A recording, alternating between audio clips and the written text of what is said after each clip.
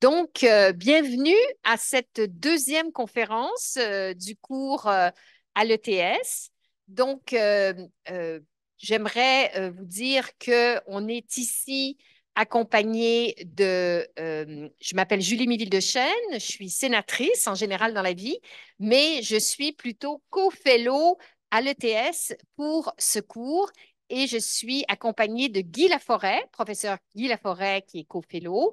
Je note aussi la présence de M. Huneau de l'ETS ici, de Marc Kevin Daou, qui est notre maître d'enseignement et qui nous permet de donner ce cours et de comprendre qu'on est dans un contexte universitaire. Merci, Marc Kevin. Et Jérôme Lucier, qui travaille avec moi au Sénat et qui s'intéresse à ces questions. Et on est en présence de nos deux invités que je vais présenter dans une minute. Donc, Geneviève Morin à ma gauche et Céline Bach à ma droite. Donc, notre thème aujourd'hui, comment aligner l'économie sur les exigences de notre époque? Vaste sujet s'il en est un, qui ne fait pas consensus, mais où il y a de plus en plus de forces du bien, c'est-à-dire des entreprises, des fonds d'investissement, des leaders dans le monde financier qui font le choix d'être plus verts et qui sont conscients non seulement de leurs profits, mais des menaces à l'environnement et à la société. Ce progrès ne se fait pas sans heurts. Il y a des exemples frappants de greenwashing dans le secteur privé. Le secteur pétrolier canadien est pointé du doigt notamment. Mais cela ne doit pas nous faire oublier que des citoyens et des organisations se mobilisent pour créer une économie plus durable. Aujourd'hui, nous avons le privilège de recevoir deux femmes, deux expertes de ces questions qui ne sont certes pas des adversaires sur cet enjeu, mais qui pratiquent le changement dans des univers différents. Dans le monde des affaires, on appelle ce mouvement ESG, un sigle anglophone malheureusement, pour Environmental, Social and Governance. ESG se concentre plus précisément sur les risques et les opportunités spécifiques liées aux performances environnementales, sociales et de gouvernance qui peuvent affecter la valeur financière de l'entreprise. Nous débattrons donc avec nos invités des mérites et des limites de ce modèle transformatif. À ma droite, Céline Bach œuvre chez la firme Deloitte, où elle dirige la pratique canadienne en matière d'impact d'ESG dans le secteur financier. Elle possède 30 ans d'expérience internationale et a conseillé de grandes entreprises de Fortune 500 pour que leurs opportunités d'affaires soient alignées avec des objectifs environnementaux. En 2018, elle a été nommée chevalier de l'Ordre national du mérite par le président français Emmanuel Macron pour son rôle dans la mobilisation du secteur privé dans la mise en œuvre de l'accord de Paris. À ma gauche, nous entendrons donc d'abord Geneviève Morin, qui elle aussi cumule une trentaine d'années d'expérience dans toutes sortes d'organisations en économie, présidente, directrice générale de Fonds d'Action. Donc, Fonds d'Action, c'est un fonds d'investissement indépendant mis sur pied par la centrale syndicale, la CSN. Son but est d'aider les Québécois à épargner pour leur retraite et investir ce capital dans les PME d'ici. Geneviève Morin, qui est reconnue comme un leader pour son expertise durable, en développement durable, disons, travaille actuellement à mobiliser les capitaux et différentes forces pour la transformation positive de l'économie afin que cette économie soit plus équitable, plus inclusive, plus verte et plus performante. Que de beaux mots nous avons ici. Je vous laisse la parole, Geneviève, et à votre droite, vous allez voir, il va y avoir quelques diapos pour nous aider à suivre et à comprendre. Merci beaucoup. Merci, Julie. Euh, Bonjour. Donc, merci de me recevoir. Je suis très heureuse de participer à cette série de rencontres. Je trouve que c'est très bien pensé de travailler comme ça avec la société civile. Euh, on était sur le thème de comment aligner, pour moi, comment aligner l'économie sur les enjeux. Il faut faire un bref tour des enjeux. Ensuite, les solutions à ces enjeux-là. En troisième, quelle est la place que la finance peut ou devrait prendre? Et je vais conclure ensuite. Donc, je commence avec ma conviction et la conviction qui nous anime à Fonds d'Action, celle que l'économie doit changer et qu'elle va changer parce qu'il faut qu'on réussisse à organiser le système économique d'une manière qui va permettre de répondre aux besoins des personnes dans les limites de la planète. Je vais recommander comme travail préalable de regarder la présentation, le TED Talk de Kate Raworth, qui est une économiste qui a développé ce modèle qui s'appelle la théorie du beigne, qui nous montre que quand l'économie n'est pas suffisamment développée pour pouvoir permettre de répondre aux besoins des personnes, aux besoins sociaux, on est dans le trou du beigne, on n'est pas sur le beigne.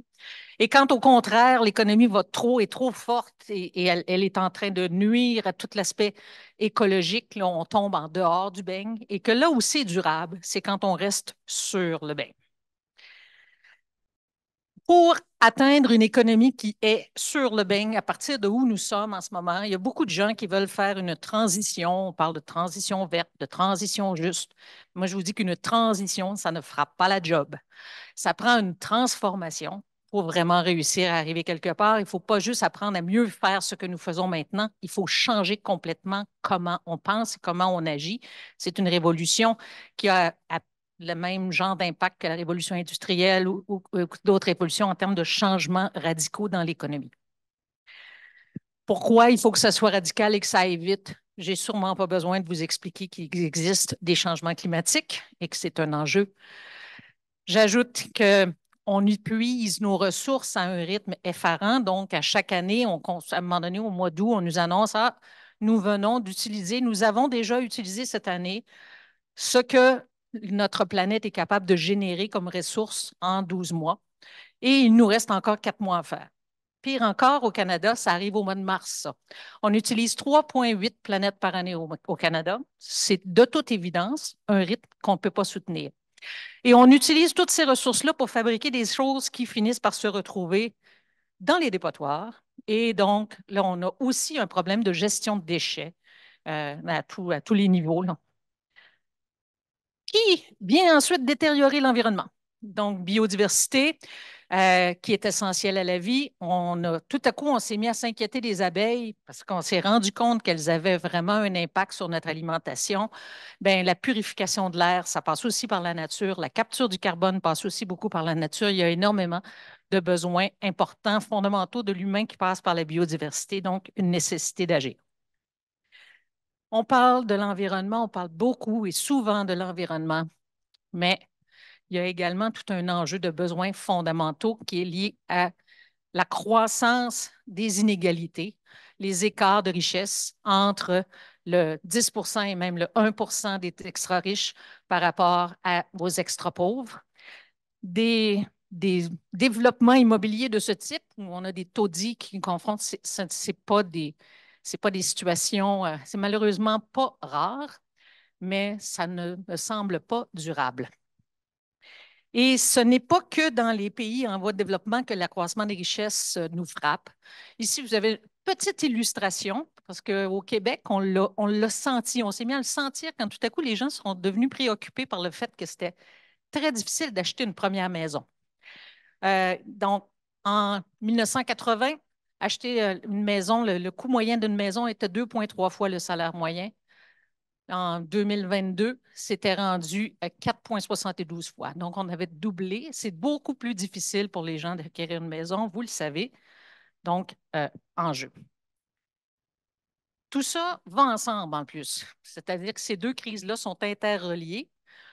Celles et ceux qui créent les gaz à effet de serre le plus, ce sont les riches. Et ceux qui subissent les effets, ce sont les plus pauvres, qui, eux, les 50 les plus pauvres, ne génèrent que 8 des gaz à effet de serre. Les 10 les plus riches en génèrent 50. Quand on additionne ces deux effets-là et qu'on voit ce que ça donne sur le terrain, ici, c'est une information qui nous vient d'Oxfam, donc où on voit que dans la ville de Mumbai, on a un quartier riche avec un quartier pauvre, mais dans le quartier pauvre, en plus, il fait 6 degrés de plus que dans le quartier riche. Mais il fait déjà chaud à Mumbai. Alors, à un moment donné, ça devient vraiment un enjeu fondamental pour les gens, une question de survie. Autre grande tendance enjeu auquel il faut s'attaquer ou qu'il faut comprendre et gérer, celui du vieillissement de la population. C'est un phénomène qui est mondial, mais qui, au niveau mondial, est réparti dans le sens où il y a un vieillissement qui est plus accéléré dans les économies riches et moins dans les économies pauvres. Et ça nous amène à avoir plus de déplacements, d'immigration, mais de déplacements aussi plus forcés des populations, ce qui amène des questions liées au vivre ensemble et à toute la question de l'inclusion. Donc, en ce moment, au niveau social, dans notre beigne, là, toutes les sections rouges montrent qu'au niveau social, on n'est pas au niveau qu'il faut pour répondre aux besoins des personnes. Et on voit à l'extérieur du beigne qu'on dépasse les limites planétaires. Donc, triste situation, mais à laquelle il faut remédier par ce que je disais tantôt, une transformation, on appelle la transformation positive. Trois grands axes de solutions. Alors, le premier, c'est de toute la réflexion qui entoure la production. On se dit, bon, moi, c'est ma préférée, celle de la notion d'économie circulaire, donc de réutiliser, de faire des choses qui sont plus durables, de faire des choses qui sont réparables, de les partager. C'est tout un concept qui vient diminuer l'empreinte de ce qu'on produit. Il y a aussi des efforts constants là, pour découpler, donc pour s'arranger, pour faire que la croissance économique puisse se faire. On croît de 5 mais l'utilisation des ressources, elle, ne croît que de 1. Alors bon, découplage, c'est moins pire. Et il y a toutes les technologies sur lesquelles on compte pour venir régler nos problèmes, incluant, par exemple, la capture du carbone. Donc, où on dit, ben, on va fabriquer d'une certaine façon, mais les technologies vont nous permettre de régler les enjeux. Donc, tout ce qui se fait en termes de production. L'autre aspect sur lequel nous, on travaille davantage, c'est celui de toute la transformation. Donc, le deuxième, c'est l'idée qu'il faut laisser de côté certains secteurs pour aller dans d'autres. Donc, il ne faut plus investir dans le pétrole et il faut investir dans les énergies renouvelables. Il ne faut plus investir dans la voiture individuelle et il faut investir dans le transport collectif. Il ne faut plus investir dans la viande bovine et il faut investir dans les viandes, les substituts de protéines végétariennes, etc. Donc, c'est toute cette réflexion de quels sont les secteurs qui offrent des solutions qui font qu'on pourrait vivre à l'intérieur des limites de la planète et dans le respect des besoins des personnes. Quelles sont les solutions qui offrent ça et de diriger l'argent, la demande, les besoins, les ressources, les personnes vers ces secteurs-là et de les sortir des autres secteurs. L'autre élément qu'il ne faut jamais négliger, c'est qu'à la base, si on produisait moins, ce serait déjà mieux. Donc, ça, c'est le concept de décroissance dont on commence à parler de plus en plus, mais qui est l'idée de dire, si on travaillait moins d'heures, qu'on prenait ces heures-là pour aller marcher en forêt, pour s'occuper de ses enfants, de ses parents, de ses amis, à s'instruire, Dieu seul sait qu'est-ce qui vous intéresse dans la vie, et que parce qu'on a moins d'argent, on achète moins de bébelles, ben, on va produire moins de bébelles, ça va prendre moins d'heures à produire moins de bébelles, et tout le monde va être juste un petit peu mieux après, et la planète aussi. C'est l'espèce de régime qu'il faut faire vivre à nos économies. Qui travaille en ce moment ou quelle force travaille? Parce que j'ai dit au début, non seulement qu'elle doit changer l'économie, mais qu'elle va changer. Je suis plus optimiste que j'en ai l'air. Premièrement, les gouvernements. Les gouvernements se mettent à agir. Donc, on voit l'Inflation Reduction Act, qui est une façon d'aller encourager les bonnes industries, donc avec notamment beaucoup d'efforts et de subventions. On a à droite, oui, pas de droite aussi, donc les règlements qui sont imposés par l'Union européenne pour éviter que ce qu'on importe soit du bois qui vient de la déforestation. Alors, on a de la réglementation qui permet de venir arrêter les mauvaises pratiques. Et puis, on a des innovations comme le marché du carbone qui vise à diminuer la quantité de carbone qui est émise. Donc, les gouvernements agissent sur les trois fronts dont on parlait tantôt. Il y a aussi de la régulation, je dirais, de la société civile, donc les autorités réglementaires qui agissent sur les entreprises. Ici, on voit l'ISSB quelque part au centre, donc International Sustainability Standard Board, dont le bureau est ici à Montréal, qui est en train d'unir les différents protocoles et normes, les différentes normes qui existaient, dans le but de créer un langage commun, un vocabulaire commun de divulgation pour permettre que les entreprises agissent plus rapidement à dire ce qui se passe, à regarder ce qui se passe, ce qu'ils ont comme impact ou comme risque dans leur entreprise et à les divulguer correctement. Entreprises qui ensuite On commence avec les grandes, avec les entreprises cotées, mais elles vont se tourner éventuellement vers les PME. Puis elles vont se mettre à choisir des PME qui ont des empreintes carbone plus petites.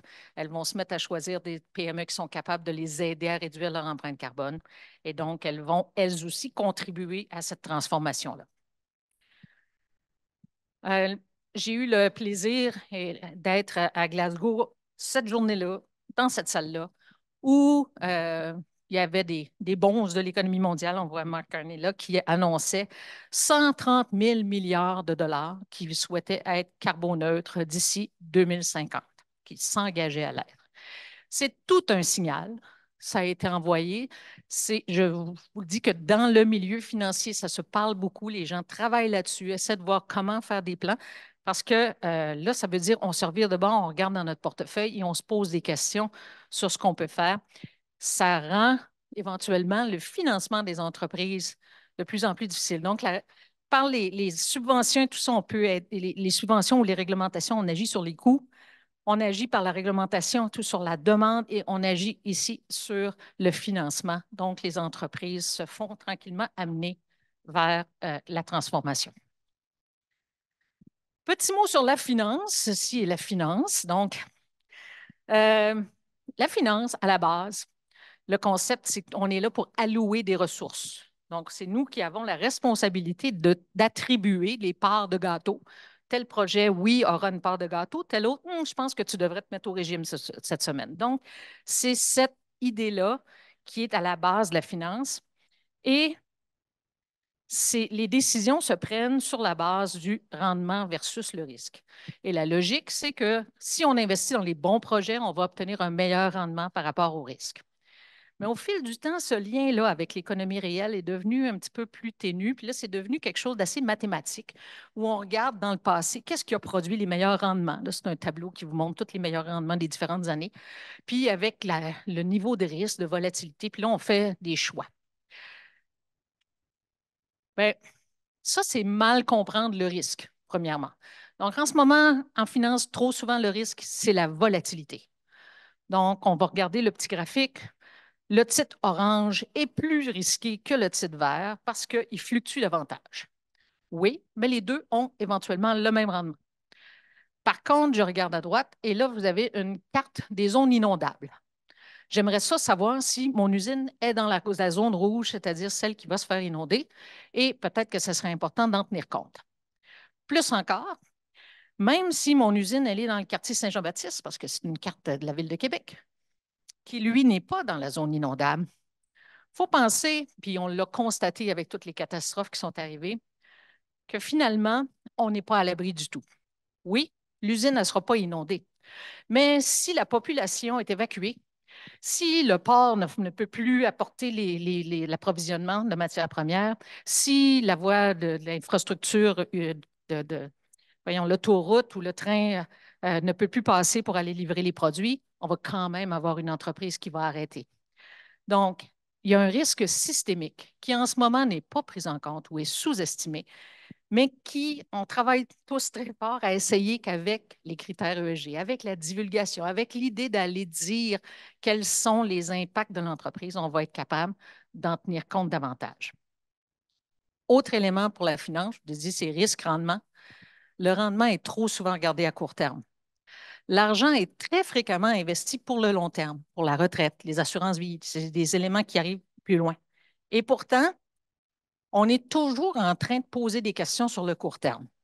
Cet exemple-là, ça m'a beaucoup agacé, moi, quand la Caisse de dépôt a annoncé qu'elle avait quitté le pétrole, il a sorti des articles pour dire ah, elle a vendu trop tôt. Parce que le trimestre après, le pétrole a bien fait. So what?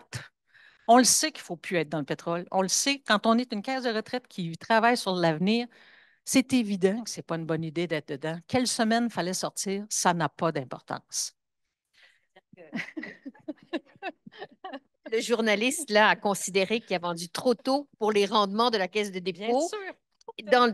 à court terme, dans lequel les fonds de pension des Québécois sont investis. Je ne vous dis pas là qu'ils ont... Mais le vrai rendement de la Caisse de dépôt, c'est celui sur la durée pendant laquelle les gens économisent pour leur retraite et non pas celui de ce trimestre-là.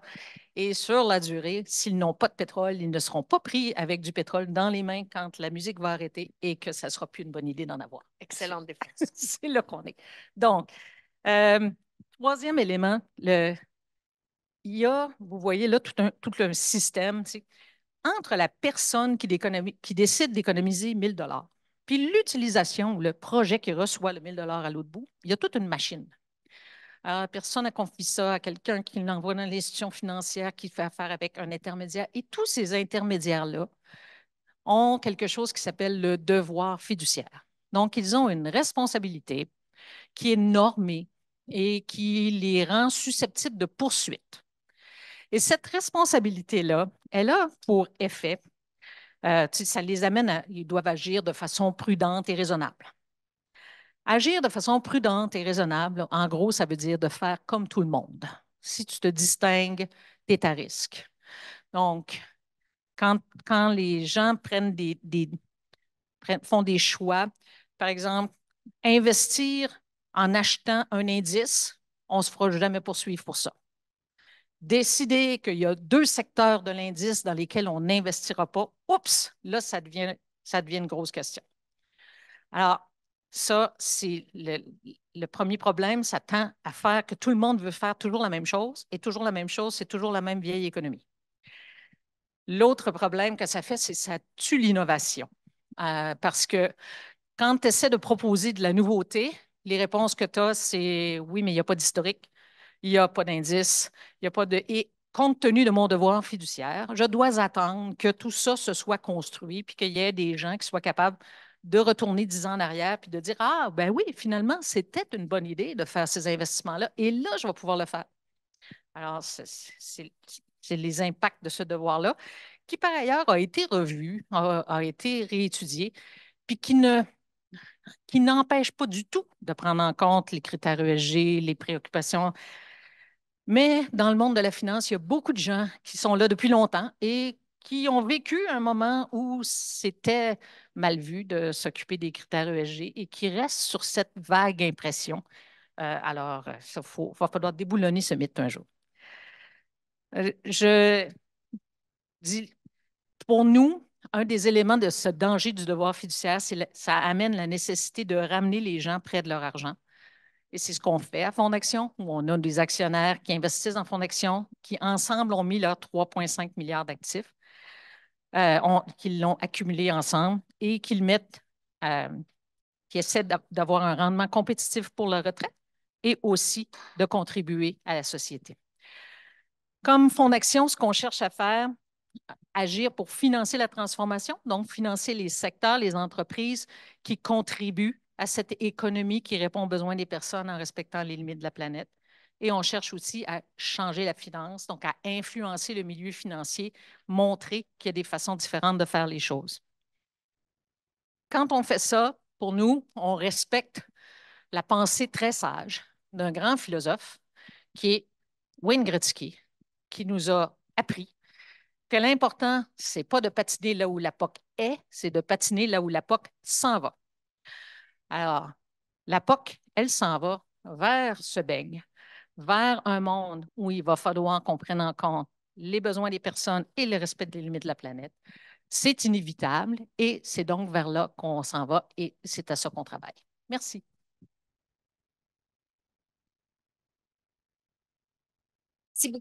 Merci beaucoup, Madame Morin. Il y avait plein de choses là-dedans, plein de choses sur lesquelles on peut réfléchir, on peut se questionner. Et merci pour toutes ces images très parlantes aussi. Je pense que ça nous aide.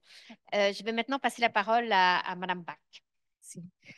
Donc, pour les leaders en action dans un monde incertain, comment alignons-nous notre économie sur les exigences de notre époque?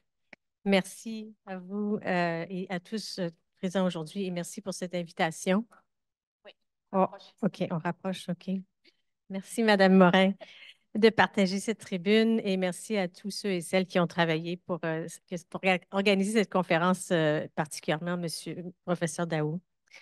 Donc, comme entrer en matière, je propose que nous commencions aujourd'hui par la définition du terme économie, qui vient du grec et signifie la gestion des ressources de la maison.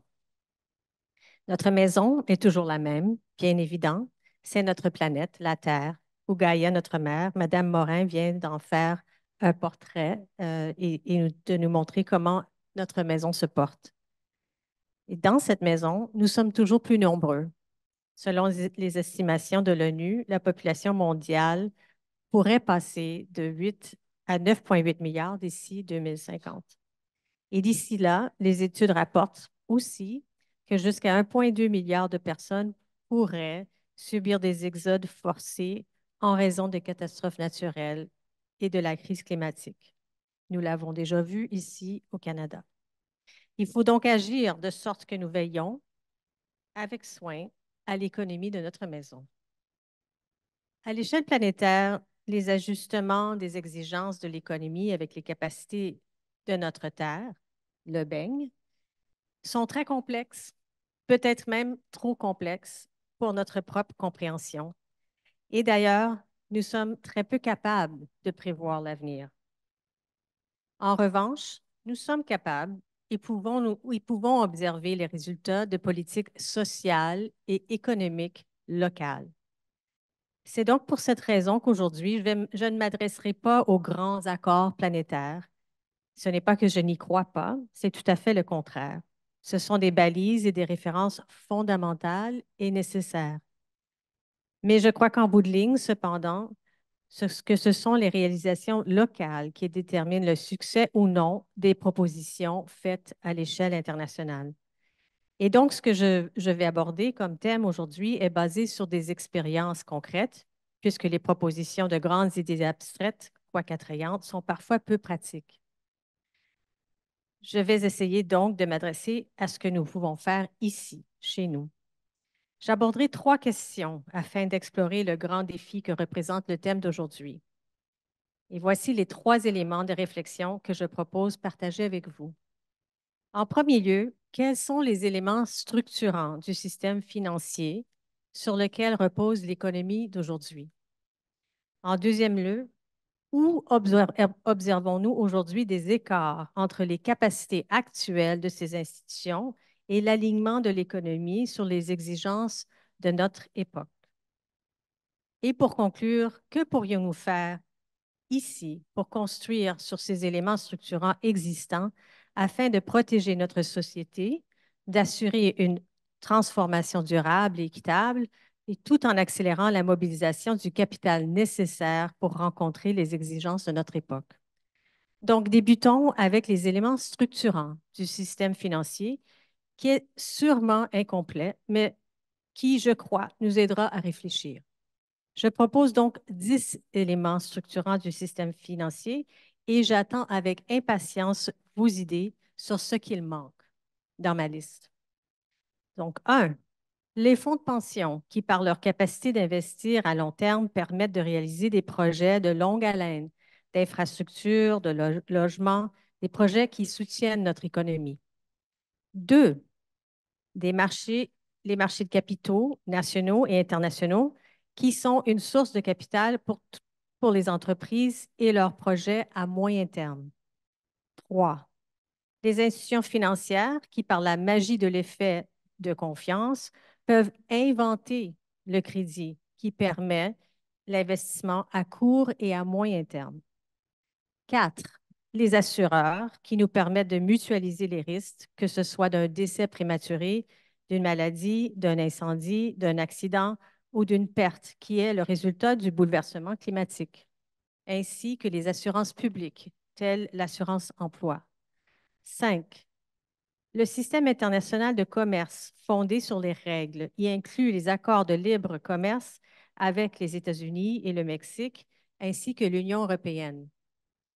6, les marchés pour la tarification de carbone, tels le WCI, le système de plafonnement et échange du Québec avec la Californie, et le système d'échange d'émissions de l'Union européenne. Nous avons aussi des protocoles de crédit carbone pour plusieurs secteurs qui sont maintenant en voie d'être formalisés par des normes semblables à celles des marchés capitaux. 7, les régulateurs et superviseurs, tels l'autorité des marchés et le bureau du superviseur des institutions financières. 8. La société civile fondamentale et remarquable ici au Québec et au Canada qui rend accessible pour nous tous le portrait complet de notre société afin de nous assurer que nous ne soyons pas un simple support pour le capitalisme, mais plutôt un projet collectif où nous sommes conscients de ce que nous avons hérité de tous nos ancêtres et de ce que nous souhaitons pour nos enfants, nos aînés et les générations à venir. 9. Le rapport de la vérité et de la réconciliation du Canada y inclut la recommandation 92 et le principe du consentement préalable donné librement et en connaissance de cause. Et pour terminer, 10. Nous tous qui baignons dans ces systèmes structurants, parfois en tant que clients, parfois en tant que personnes qui épargnent pour l'avenir, mais toujours en tant que citoyens. Maintenant, pour la deuxième partie de ces réflexions, je poserai quelques exemples où j'observe aujourd'hui des écarts entre quelques-uns de ces 10 systèmes structurants et les défis auxquels nous faisons face. Comme l'a dit Mme Morin, il y a un manque à gagner important dans le flux d'investissement pour aligner notre économie vers sa pérennité. Donc, où pouvons-nous percevoir des écarts quant à l'alignement des éléments structurants? Sur cette question, je ferai 3 réflexions. Une sur l'obligation fiduciaire des directeurs et des institutions financières structurantes, une sur les personnes qui travaillent dans ces structures, et pour compléter, je me pencherai sur les mandats actuels des régulateurs de ces institutions. Donc, en premier lieu, lorsque ces institutions ne sont pas inscrites dans une structure telle une société mutuelle d'assurance comme Benava ou une coopérative d'épargne telle le Mouvement Desjardins, elles sont assujetties à l'obligation fiduciaire de maximiser leur rentabilité à court terme, comme l'a dit Mme Morin. C'est-à-dire, à moins qu'une mission soit inscrite dans la charte de cette institution, leurs conseils d'administration sont tenus de maximiser leur rentabilité afin de rendre aux actionnaires leur dû à court terme. Cette obligation de rendement à court terme rendra difficile le virage nécessaire, la transformation, pour financer et aligner notre économie sur les exigences de notre époque. Deuxième écart.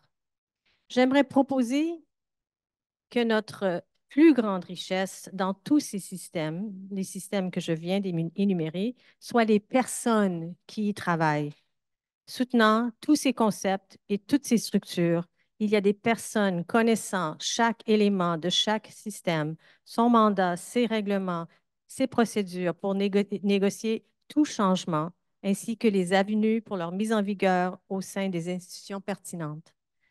Car lorsque nous nous penchons sur comment aligner l'économie sur l'exigence de notre époque, notre plus grand défi est le fait que nous n'avons qu'une personne sur 10 qu'il nous faudrait pour réussir le virage. Il va donc de soi que nous devons construire sur ce qui existe et emprunter tout ce qui est d'utilité afin d'éviter de surcharger les personnes qui sont déjà très prisées et parfois même trop en demande. Il y a un risque, je crois, que les jeunes personnes comme vous quittent le domaine de l'économie durable à cause de la pression constante d'être une personne qui effectue le travail de plusieurs. Troisième entrave, et pour terminer, parfois ces institutions sont tellement matures qu'elles peinent à évoluer. C'est à nous donc de faire la part des choses et de décider comment faire que ces institutions s'alignent sur une mission moderne. Tel pourrait être le cas avec la Banque mondiale, par exemple. Et dans d'autres cas, les régulateurs seraient prêts à accepter un mandat moderne, mais attendent un signal de la part des élus. Donc, en tenant compte de nos 10 institutions structurantes et de ces 3 défis, que pourrions-nous faire pour moderniser la gestion des ressources de notre maison, la Terre, afin d'assurer une transition et une transformation durable et équitable tout en assurant la mobilisation du capital nécessaire? Comme proposition, je ferai 3 réflexions sur la santé de notre société, sur le commerce et les mécanismes d'ajustement de carbone aux frontières et sur la modernisation de la supervision des institutions financières. Donc, en premier lieu, commençons par améliorer notre compréhension collective de la santé de notre société afin d'en assurer la protection. Il y a aujourd'hui une capacité importante au sein d'institutions postsecondaires pour rédiger le bulletin sur l'état de tous les membres de notre société, incluant notre santé, notre accès aux aliments, au logement, à l'énergie pour nous garder au chaud, au transport, à la scolarisation, bref, un bilan annuel de la santé de notre société. Hier, j'ai pu assister au lancement du rapport final du projet du Conseil de l'action sur l'abordabilité, projet né d'un partenariat entre l'Institut de recherche en politique publique ici à Montréal et les fondations McConnell et Trottier, ainsi que Destination Zéro. Par ce projet, nous connaissons un grand nombre des indicateurs de la santé de notre société, mais je crois qu'ils ne font pas partie de notre conscience collective.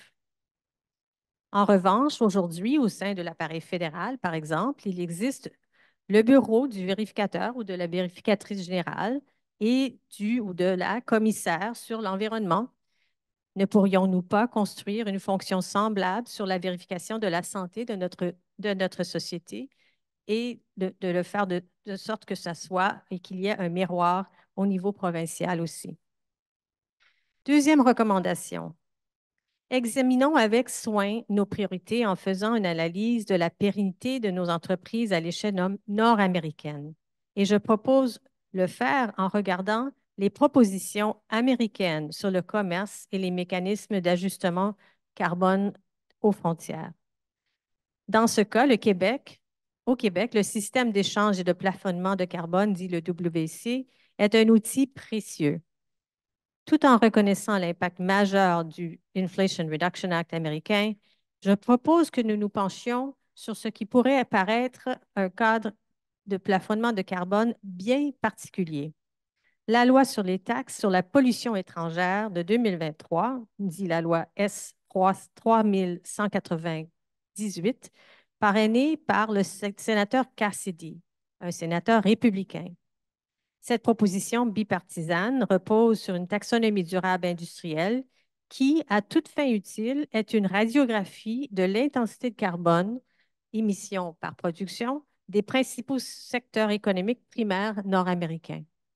Sachant qu'il n'existe aujourd'hui pas de taxonomie durable canadienne et compte tenu de nos capacités humaines déjà très prisées, il est important d'emprunter et de ne pas inventer ce qui existe déjà et qui pourrait être utile. Je propose donc qu'avec les taxonomies de nos principaux partenaires commerciaux, nous nous faisons une idée des investissements requis pour chacun des secteurs d'activité économique afin d'en assurer la pérennité. En troisième lieu, je propose que nous nous dotons de lois qui permettront à nos superviseurs et régulateurs de travailler de façon alignée avec nos engagements. J'aimerais maintenant ouvrir une parenthèse et faire une mention du deuxième cycle de recherche que je termine cette semaine sur le climat et les marchés de capitaux mondiaux. Dans cette recherche, j'ai voulu comprendre comment les marchés de capitaux valorisent l'intensité de carbone d'une entreprise vis-à-vis les pairs de son secteur. Il y a 2 ans, lorsque j'ai entrepris cette recherche pour la première fois, j'ai constaté qu'il y avait 4 secteurs pour lesquels une meilleure performance d'intensité de carbone était associée avec une meilleure valorisation en bourse. Rappelez-vous du projet de loi du sénateur Cassidy, parce que ce sont les mêmes concepts. Cette prime de valorisation était de 25 en Amérique du Nord et de 60 ailleurs au monde, c'est-à-dire une énorme prime. Les secteurs où les leaders bénéficient de cette prime étaient aussi des secteurs assujettis au marché d'échange de carbone. Quelle étrange coïncidence.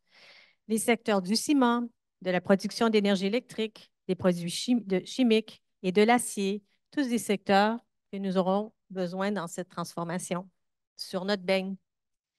2 ans plus tard, dans ma recherche, nous avons trouvé que l'intensité en carbone était un des 3 premiers facteurs dans la valorisation du tiers des secteurs sur 42 secteurs. Donc, on est passé de 4 sur 16 au tiers des secteurs sur 42. J'ai élargi la recherche. Donc, nous sommes passés à une prime pour beaucoup plus du secteur financier. Mais à la suite de l'invasion d'Ukraine par la Russie et du lancement de la campagne anti-ESG, anti-woke, nous avons constaté cette année que dans certains secteurs, les entreprises dotées de meilleures performances d'intensité de carbone sont maintenant pénalisées pour cette performance. Je dois vous avouer que ce n'est pas ce que nous aurions souhaité, mais que ce n'était pas une surprise. Je propose donc qu'il est alors prudent de moderniser la supervision et la réglementation de notre système financier, tenant compte qu'il y a déjà une accumulation de risques qui, s'ils se concrétisent, pourraient gravement affecter l'accès au crédit par un soi-disant moment Minsky. Je propose donc que le projet de loi parrainé par la sénatrice Rosa Galvez, dit S-243, visant à promulguer la loi sur la finance alignée sur le climat, est une plateforme pour cette modernisation. Donc, en conclusion, pouvons-nous gérer l'économie de notre maison, notre planète, en nous alignant sur les exigences de notre époque? Je crois que oui. Et pour le faire, nous devons avoir une conscience collective de la santé, de notre société.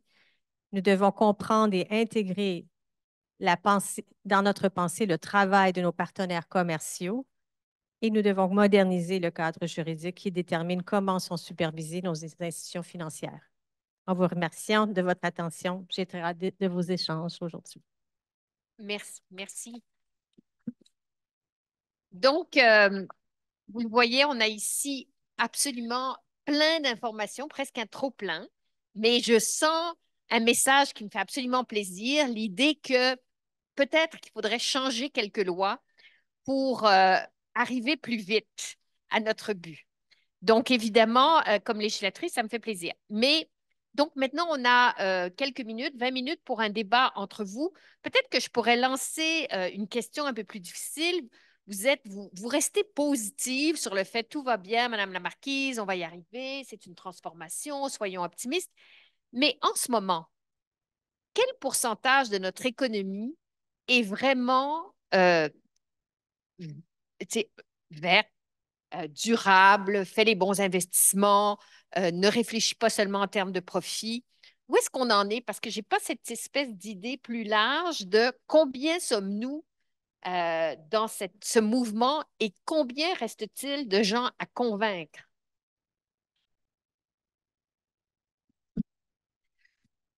27%. Non.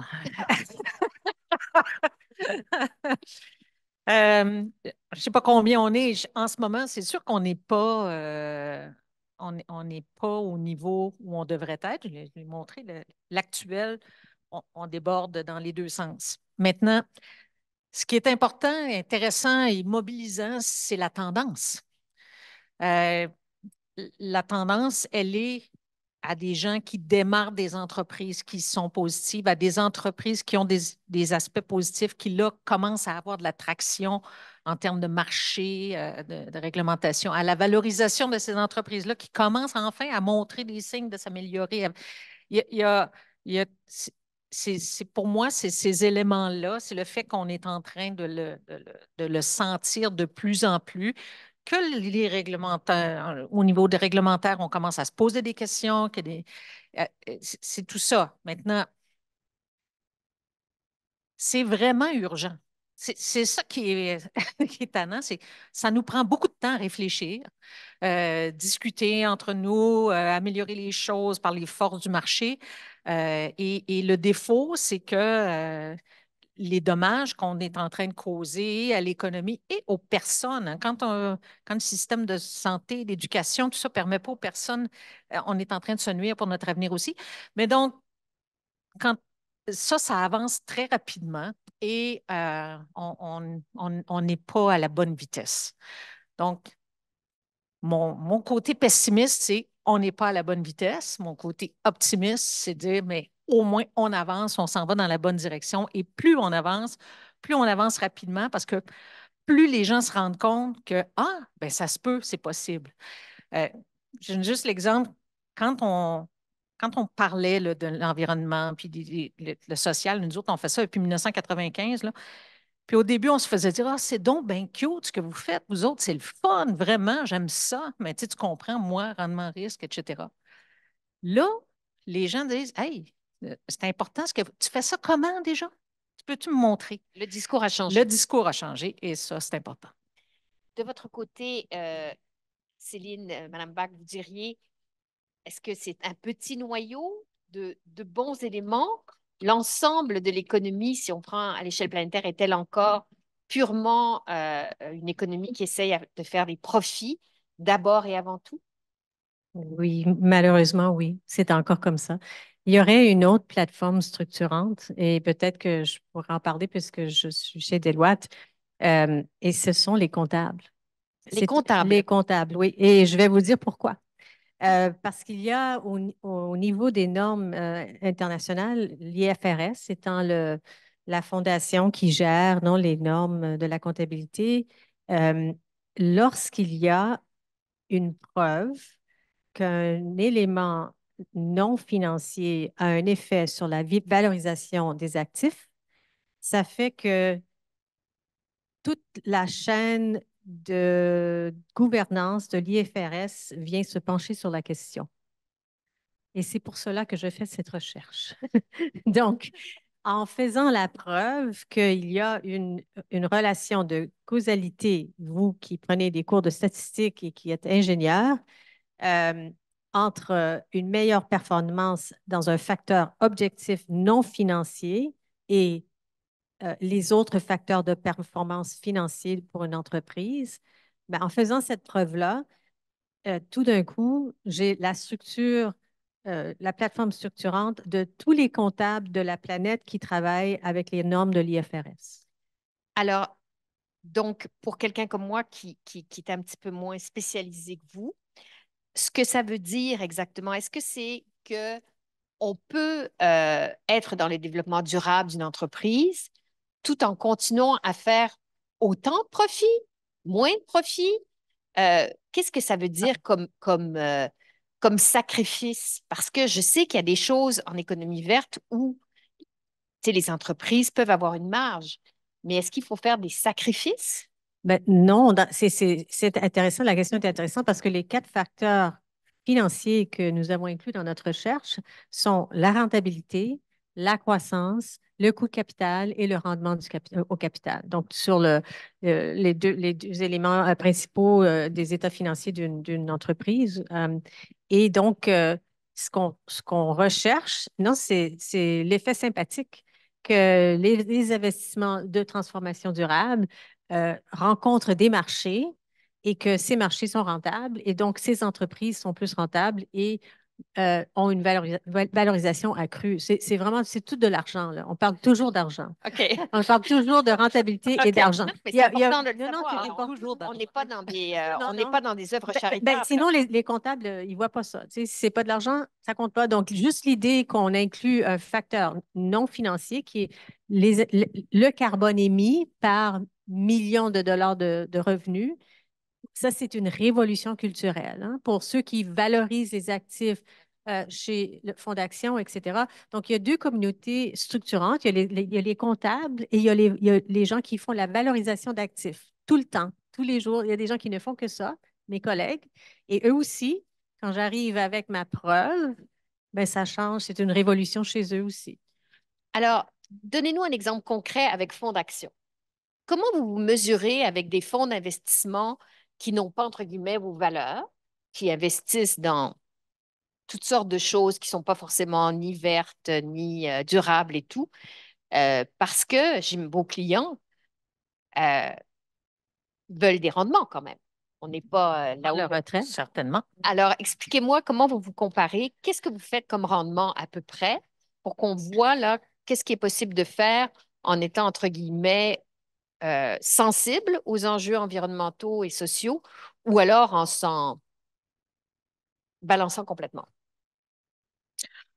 Euh, Nous, on a un rendement historique là, des 10 dernières années de 4,6 sans tenir compte du crédit d'impôt, quand on tient compte du fait que l'action a été achetée à 70 cents par dollar, parce que le gouvernement rembourse 30, ça grimpe. Ce 10 ans-là, ça nous rajoute quelques pourcentages de plus, mais on aime regarder vraiment la performance du fonds en soi. Ce qui, 4,6 pour un fonds diversifié, c'est tout à fait comparable à ce qui se passe ailleurs. Il n'y a vraiment rien de gênant dans cette performance-là. Mais en plus, on est capable de dire aux gens que on a permis de retirer l'équivalent de 250 000 voitures par année depuis 4 ou 5 ans, qu'on a réussi à améliorer voyons, à augmenter le nombre d'acres qui sont cultivés biologiquement. Bon, on fait des mesures comme ça d'impact qui permettent aussi de mesurer des choses qui, en ce moment, ne sont pas encore parfaitement traduites dans le rendement financier et la valeur des entreprises, mais ça s'en vient. C'est ça l'affaire. Elle a raison de faire ce genre de recherche, Céline, mais c'est vous devez connaître la notion des externalités. Quand en ce moment, on ne paye pas pour quelque chose, alors si on fabrique et qu'on utilise de l'eau puis qu'on ne paye pas pour l'eau, ben c'est sûr que le fait d'utiliser moins d'eau, ça ne change rien. Mais le jour où il n'y a plus d'eau, c'est très utile d'utiliser moins d'eau. Tu veux dire, le jour où l'eau devient rare puis où on se met à ça devient utile, ça devient payant, ça devient important. Et puis nous, on est en train de se positionner comme ça. Donc, question plus difficile, les ESG. Vous en parlez comme de quelque chose de très positif. Ce sont des normes auto-administrées en général. Donc, est-ce que c'est tout bon ou est-ce qu'il y a quand même à l'intérieur de ça des entreprises qui essayent de se verdir sans vraiment rien faire? Et il me semble, moi, qu'il n'y a pas non plus de contrôle parfait. Comment vous voyez ça? Parce que on parle beaucoup des ESG. Vous avez dit qu'il y avait justement en ce moment certaines critiques là-dessus. J'aimerais vous entendre. Donc, faites-moi un portrait réaliste et franc de ce que cette nouvelle nomenclature fait. Est-ce que c'est vraiment la façon, la meilleure façon de progresser ou est-ce que c'est une coquille qui est devenue un peu vide parce que tout le monde s'en sert sans vraiment faire les efforts nécessaires? Veux-tu commencer? Je peux commencer. En ce moment, on est dans la phase où tu sais, on a fait des plans. Il y a 10% des entreprises qui ont des plans net zéro. Donc, c'est pas un grand chiffre, mais il y a 10% à travers le monde, oui. Et on est rendu à faire à mettre les plans en œuvre et à regarder le capital nécessaire. Puis on dit, oh, là, c'est beaucoup de capital. Et est-ce que ce capital va obtenir le rendement nécessaire parce que nos actionnaires et fiducies, etc. Et je pense que ce qui va arriver suite à cette réalisation-là, c'est que les entreprises qui étaient parmi les leaders pour prendre les engagements, avoir la volonté au moins d'examiner des engagements, et vont devenir des lobbyistes pour l'internalisation des externalités. Ils vont vouloir une réglementation pour le plafonnement du carbone, pour payer pour l'utilisation de l'eau, etc., pour qu'ils puissent avoir un rendement en termes de crédit de carbone ou de crédit d'épargne d'eau ou de crédit de je ne sais pas quoi, de biodiversité, pour qu'ils puissent avoir le rendement pour leur capital. Alors, on est rendu à ce moment-là. Et ça va être très intéressant. Donc, ça peut balancer du côté, disons, positif en demandant des marchés, en demandant la formalisation du rendement pour ces investissements-là. Ou ça peut aller de l'autre bord, qui est le côté anti-EG, MAGA, où on voit une fragmentation dans les marchés de capital. On lit déjà que le marché de capitaux américains sont en train de s'isoler du reste du monde. Donc, tu sais, là, on voit comme une tendance politique qui s'installe dans les marchés de capitaux internationaux et ça, ben, c'est pas vraiment positif, hein? Non. D'accord. Votre évaluation. Ben, moi, je voudrais aller sur la question de la notion de critères ESG, puis que les gens comprennent, quand un investisseur vous dit qu'il utilise des critères ESG, posez une deuxième question. Parce que il y en a beaucoup des critères ESG. Alors, et sur quoi les gens travaillent? C'est souvent utilisé juste pour éliminer les pires. Donc, je vais m'assurer que les gens qui payent leur président 1000 fois le salaire du plus bas salarié, on n'investit pas là-dedans. Mais à 750 fois, je trouve ça acceptable. Donc, on n'est pas encore en train de faire tant que ça. Quand on s'occupe juste des ESG, on est dans la transition. Alors, c'est vraiment ce qui est important, c'est pour ça que nous, on s'en va de plus en plus vers l'investissement d'impact, c'est d'aller vers les bonnes entreprises, les bons secteurs, les endroits où il faut investir pour réussir à rejoindre notre fameux beigne et pas juste essayer de corriger un petit peu la façon dont les gens qui sont en train d'être à côté de toute façon fonctionnent. Alors, par exemple, pour moi, la transition énergétique, là, ce n'est pas d'aider les pétrolières à se transformer tranquillement en entreprises d'énergie renouvelable, c'est d'investir dans les entreprises d'énergie renouvelable, puis de ne plus investir dans les pétrolières, puis ils vont se remplacer l'un l'autre. C'est ça le concept. Alors, ça, c'est un petit tabou au Canada. On est au Québec, donc tout va bien. On peut parler de ne plus investir un rond dans l'entreprise pétrolière.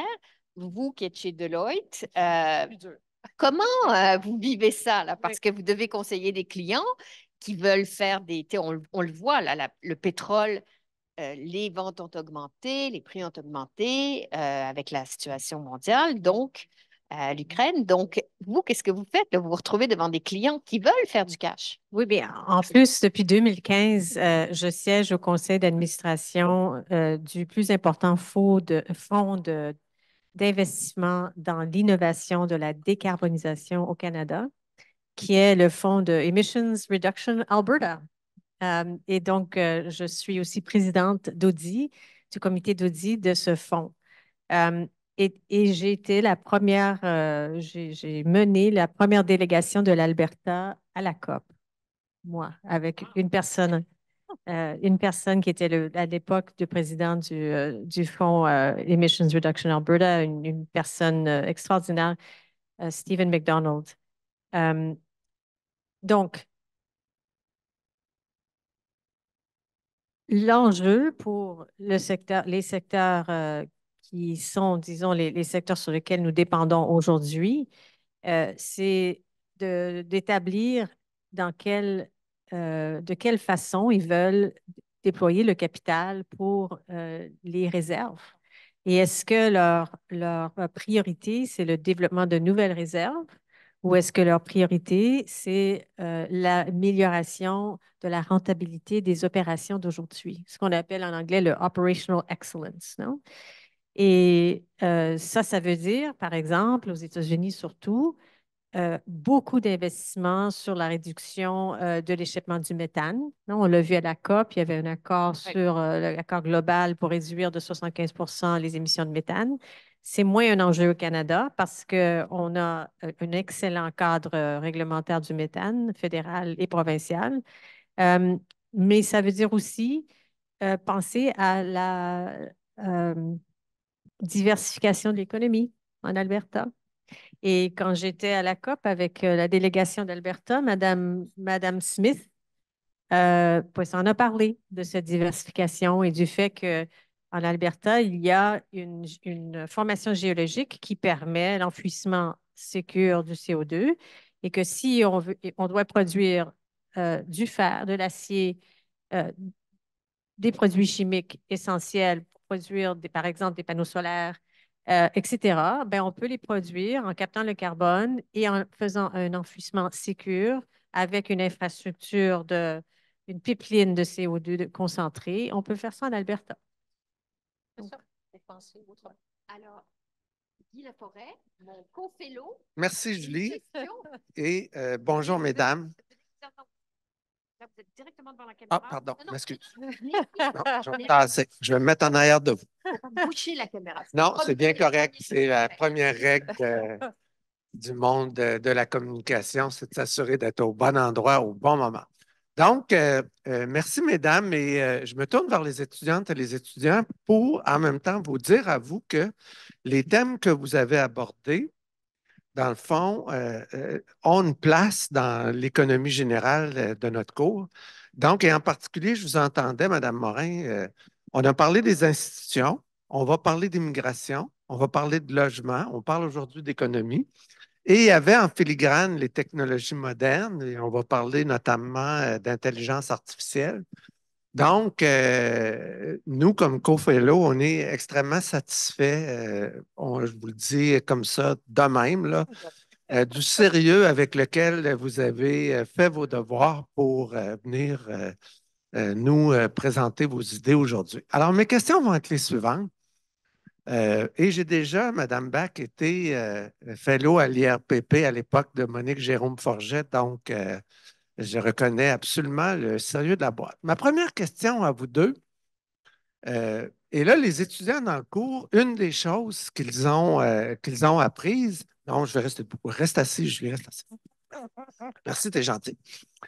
Alors, comment en politique, dans le rôle des institutions politiques par rapport aux problèmes que vous avez traités, il est extrêmement important que les actrices, les acteurs, les citoyens, qu'on comprenne l'ensemble des éléments de la coordination qui font que le système politique est coordonné. Un exemple qu'on a donné, c'est exemple le ministère de M. Champagne à Ottawa. Alors, comment on pourrait s'y prendre quand on est ingénieur ou professionnel comme vous, œuvrant dans le secteur de l'économie pour avoir une action sur ce ministère-là? C'est le genre de choses que nos étudiants voient. Mais ma question à vous, euh, comme politologue, donc moi, ma spécialité, c'est la science politique, je vous ai trouvé sévère et critique énormément, dans le fond, à l'égard du système économique international, des modes de consommation. Euh, mais je vous dirais, comme politologue, que je ne vous ai pas trouvé assez sévère envers l'état lamentable de la coordination euh, entre nos systèmes de gouvernement fédéral et provincial au Canada. Et puis ça, c'est une responsabilité partagée au sommet. Et ça ne me gêne pas de le dire en public, une des places qui ne fait pas la job, c'est le Centre d'excellence sur le fédéralisme de l'IRPP, qui est au cœur de l'action et qui fait un peu comme nos élites en général et qui, de mon point de vue, est pas assez sévère sur l'état lamentable de la coordination dans notre système de gouvernement. Et je serais curieux de vous entendre là-dessus. Prenez ça pour acquis que nos gouvernements ne collaborent pas entre eux, qu'il n'y a pas de rencontre au sommet, à moins que le premier ministre fédéral le décide unilatéralement. Comment est-ce que vous acceptez un aussi faible degré de coordination dans notre système politique? Ça, c'est le côté politique. J'ai une deuxième question et j'ai terminé. Euh, Là, c'est la conférence de Mme Bach qui m'a inspiré parce que vous mentionniez dans votre série de 10 qui est extrêmement utile et avec votre permission, on risque d'utiliser ça à différents endroits, y compris dans des questions pour un examen final, n'est-ce pas, M. Marc-Kévin Daou? Mais vous parliez des régulateurs, des gens qui travaillent dans les compagnies d'assurance, des gens qui sont dans les fonds de pension, qui sont dans les institutions financières et qui gèrent les capitaux. Or, à moins que je me trompe, au Canada, en général, et en particulier au Québec, il y a une interchangeabilité de ces personnes-là. On trouve les mêmes dans le rôle de gestionnaire de fonds de pension. Puis quand ils ne gèrent plus des fonds de pension, ils s'en vont dans les compagnies d'assurance. Quand ils ne sont plus dans les compagnies d'assurance, ils s'en vont dans les grands jobs de régulateurs. Donc, ma question, c'est, dans le contexte de cette proximité-là, dans les rôles principaux parmi les gens de notre élite sur les questions économiques et financières, comment faire pour avoir, en vertu de vos principes, une action efficace dans le contexte de ce climat de clic-là, sociologique-là, à l'intérieur des principaux rôles. Alors voilà, et merci encore pour votre intervention aujourd'hui. Grosse question, ça. Grosse Je question. vais commencer avec le fédéral. Je vais vous dire que si je n'ai pas parlé de ça, c'est parce qu'on a comme accepté qu'il y a des façons différentes de faire les choses dans le monde. Donc, en Europe, il y a de la réglementation, il y a des gouvernements, puis l'économie est habituée de se faire réglementer, puis se plie à la réglementation. C'est comme, c'est important. Aux États-Unis, pas du tout. Aux États-Unis, c'est l'économie qui dicte le politique et non pas le contraire. Donc, au Canada, ben, on est dans le milieu. Fait qu'on on fait ce qu'on peut pour la réglementation, mais ce n'est pas les gouvernements qui sont ceux qui mènent ça, parce qu'on est du côté Amérique du Nord.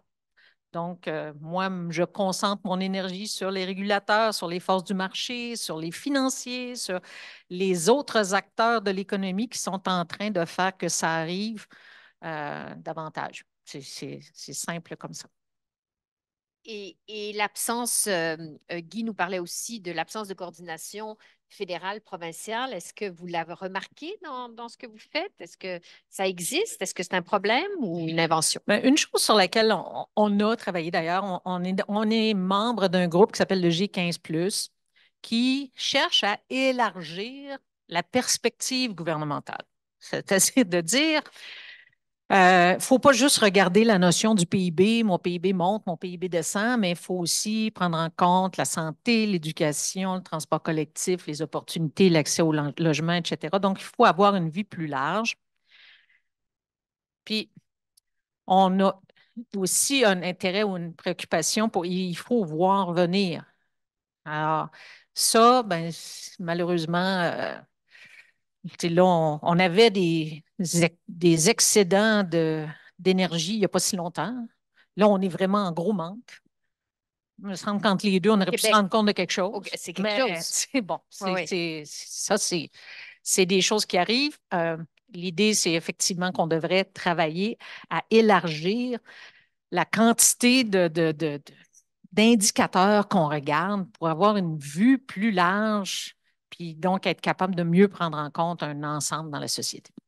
Oui, puis c'est le propre quand même des gouvernements qui sont là aussi pour se faire élire, donc ils sont plutôt dans du court terme. Là, je voyais la grosse annonce à l'entrée du caucus libéral qui était on fait un groupe de travail sur le vol des chars. Alors, je ne sais pas si vous avez vu ça, là. Le vol des autos est rendu un problème majeur, mais j'ai trouvé que dans tout ce qu'il y avait comme terrible problème au Canada, le vol des automobiles, là, on était plutôt à ras-le-sol. Surtout qu'il en faudrait plus d'automobiles idéalement. Alors, peut-être que ce n'est pas le problème du siècle, mais enfin, ici, c'est une opinion. Madame Bach, sur la question La coordination. la coordination, de ce que les pouvoirs peuvent faire, du fait que ce seraient beaucoup les mêmes personnes qui se retrouvent dans ces postes clés économiques. Ouais. Donc, la première question est la coordination. Donc, j'ai un peu de bagage en ce qui concerne un thème particulier qui, pour moi, est fondamental parce que c'est une de ces structures qui peut nous aider, qui est les taxonomies. Hein, les taxonomies qui, au Canada, on a... Il faut expliquer ce que ouais, c'est. donc, je vais vous expliquer la taxonomie. La taxonomie, c'est une structure qui a été créée en Europe pour établir ce qui est durable et ce qui n'y est pas durable. Dans le cas des dimensions climatiques, c'est littéralement, en tant qu'ingénieur, vous allez trouver ça intéressant. C'est une définition de l'intensité de carbone de chaque élément de l'économie primaire, par exemple. Donc, 1,05 tonnes de CO2 équivalent par tonne de fer ou d'acier. 1,45 tonnes de CO2 par tonne d'aluminium. OK? Donc, ce n'est pas un accident que je parlais du projet de loi du sénateur Cassidy. Non? Parce que le sénateur Cassidy, je ne sais pas comment il a fait ça, mais il a fait l'équivalent d'une réglementation européenne étant sénateur républicain, je crois, du Texas. OK? Donc, il a créé un groupe de travail avec tous les secteurs économiques importants américains Ils se sont tous mesurés, ils se sont tous inscrits dans une taxonomie sans l'appeler une taxonomie, parce que ça, c'est la réglementation. Et il a créé un projet de loi sur l'imposition de tarifs pour protéger les industries américaines, qui a l'air mais vraiment beaucoup, beaucoup comme un projet de loi européen. Donc, on va voir, tu sais, c'est vraiment, je trouve, très, très intéressant. Au Canada, ça fait 3 fois qu'on a des projets pour établir une taxonomie et ça fait 3 fois que ça dérape. C'est un outil archi utile parce que, selon ma recherche, il y a des secteurs où il y a une prime quand on a une meilleure performance taxonomique. Et donc, on aurait un accès au capital qui serait moins cher, on aurait plein de, tu sais, d'indicatifs, plus d'investissements, plus de marché avec des critères d'approvisionnement public où il y aurait des éléments de performance d'intensité de carbone, le embedded carbon en anglais, ben, on aurait plus de clients. Donc, c'est gagnant-gagnant partout. Et pourquoi ça dérape? Là, il y a le rôle. Est-ce que c'est des projets de loi Non, qui ont été annulés ou est-ce que c'est non, ailleurs? ça a été fait à base de groupes de travail au secteur privé. Il y a des personnes ici au Québec qui ont été à ces tables. Pour des raisons que je ne comprends pas, on n'a pas fait ce qu'en Europe, ils ont fait parce qu'il y avait une partie de la taxonomie qui était évidemment politique. 2 secteurs, le secteur du gaz naturel et le secteur de l'électricité nucléaire. Et on a décidé, puisque c'était politique et pas technique, on allait les mettre à part et avoir un débat politique sur ces 2 secteurs. Et ça a été une stratégie qui a réussi à 100%. Donc, on a eu le bénéfice des éléments techniques de la taxonomie pour pouvoir établir des marchés de carbone, des projets de loi sur l'imposition de carbone aux frontières. On utilise ça pour plein, plein de choses. Et les débats euh, politiques au sujet du gaz naturel, au sujet de l'électricité nucléaire, les Français et les Allemands, ni plus ni moins, ben, ça s'est fait et ça a été voté et ça a été accepté. Ici, on a décidé de combiner un élément politique qui était la taxonomie sur le gaz naturel avec tout le reste. Et pour cette raison-là, Madame la ministre de Finances du Canada est toujours en train de penser à la taxonomie. Bon, alors merci pour ça et peut-être rapidement, est-ce que vraiment ce sont des mêmes personnes qui bloquent un peu, qui sont dans tous ces postes clés comme le croit Monsieur Laforêt? Je ne sais pas si j'ai vraiment un point de vue. Je ne fais pas partie de cette élite.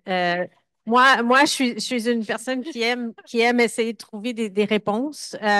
Et donc, je fais ma recherche et j'offre ces résultats aux décideurs qui pourraient peut-être les trouver utiles.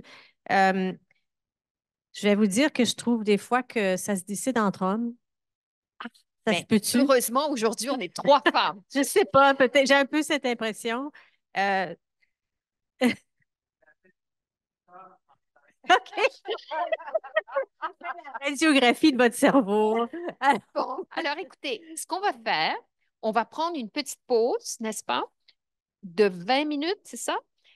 Pour que vous puissiez vous délasser les jambes et tout. Et ensuite, ce sera à vous de poser les questions, toutes les questions que vous voulez sur cette évolution de l'économie, les obstacles qui restent encore et ben, l'importance, je pense que vous l'avez tous compris, là, le fait qu'on n'a pas le choix, mais comment est-ce qu'on peut faire ça? Et vous allez être des ingénieurs, vous allez être dans des compagnies, vous allez avoir des clients.